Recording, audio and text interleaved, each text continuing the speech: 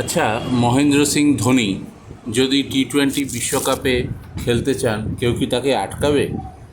সম্প্রতি এমন প্রশ্ন শোনা গিয়েছে আইপিএলের একটি ম্যাচে। কমেন্ট্রি করছিলেন প্রাক্তন Indian fast bowler Varun Aaron, সঙ্গে ছিলেন ইরফান পাঠান। হঠাৎ করেই বরুণ বলে ওঠেন, এবছর ভারতের টি-20 বিশ্বকাপে একটা ওয়াইল্ড কার্ড এন্ট্রি তো হতেই পারে।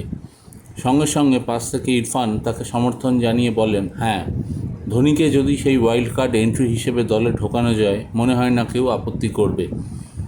চেন্নাই দলের হয়ে এই মুহূর্তে কোনো ম্যাচে 6 বল খেলছেন, কোনো ম্যাচে 4 বল খেলছেন, কিন্তু 20-25 রান, 12 রান, 30 রানের ঝোড়ো ইনিংস খেলছেন ধোনি। স্ট্রাইক রেটও দুর্ধর্ষ। অতীতে ভারতের একমাত্র অধিনায়ক হিসেবে 3 বার আইসিসি ট্রফি জিতেছেন ধোনি। 50 ওভারের বিশ্বকাপ, টি-20 বিশ্বকাপ এবং চ্যাম্পিয়ন্স ট্রফি। আর কোনো অধিনায়কের এমন কৃতিত্ব নেই, এটা সকলেই জানেন। কিন্তু এটা কি সত্যি সম্ভব? কারণ কেএল রাহুল রয়েছেন, ঋষভ পন্থ রয়েছেন, অনেকে আবার মনে করছেন দীনেশ কার্তিককে নিলেও হয়।